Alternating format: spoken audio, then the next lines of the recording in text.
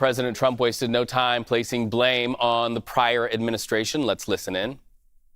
The FAA, which is overseen by Secretary Pete Buttigieg, a real winner. That guy's a real winner. Do you know how badly everything's run since he's run this Department of Transportation?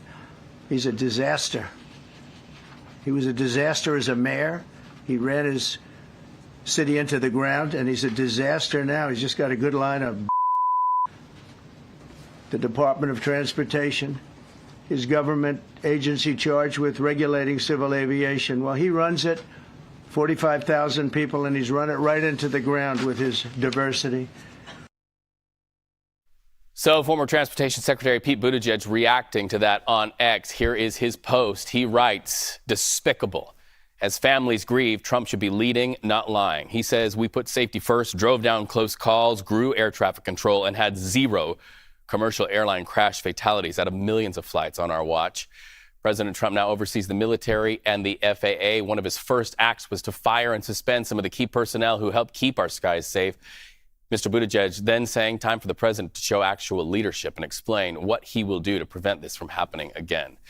So let's bring in Lynda Tran. She is the former director of public engagement and senior advisor to former U.S. Secretary of Transportation Pete Buttigieg.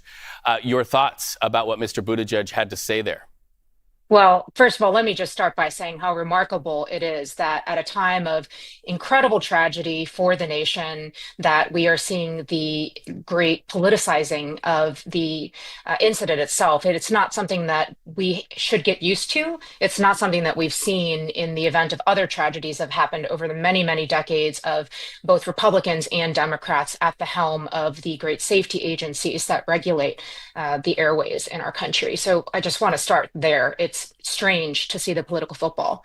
But I also want to make clear what the secretary is talking about are the actual data. So, for example, part of his comment was about the air traffic controllers and the recruits that have happened.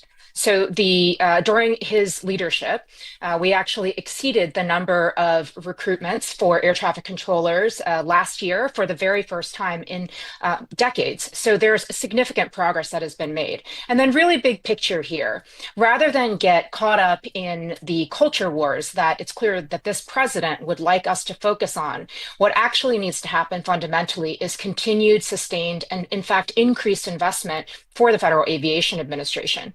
Consider the fact that the operations for the Air Traffic Organization caps out at about $10 billion, and just millions of that amount is dedicated towards air traffic control operations. And so to be really, really clear, part of what needs to happen is a lot of investment into upgrading air traffic control towers, into upgrading technology and tools that are used to keep passengers safe, and certainly not this political back and forth. You've got a president of the United States, though, who's targeting Mr. Buttigieg, implying that he hired unqualified individuals with, and these are the president's word, disabilities and psychological issues. The president said it, so we have to ask it. Were there hiring policies that put people like this in place who have, as the president said, psychological issues? Absolutely a fair question. And to be really clear, under the previous administration, there were very inclusive hiring practices that are designed, if you think about it, to ensure that the agencies that protect Americans are educated by the lived experiences of those Americans that it is designed to serve.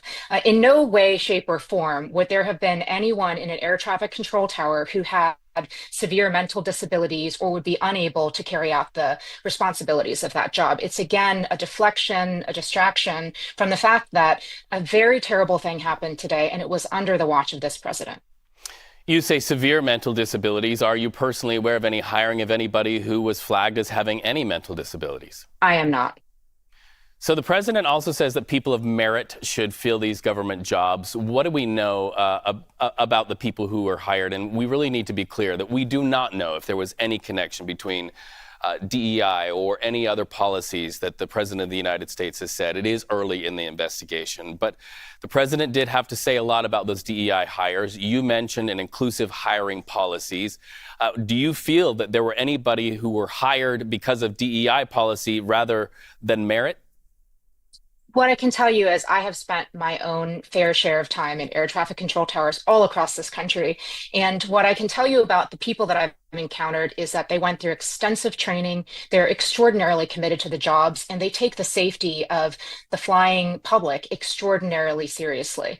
There's no question in my mind that the people that are operating our air traffic control towers right now have the best interest and are incredibly talented and skilled at their jobs.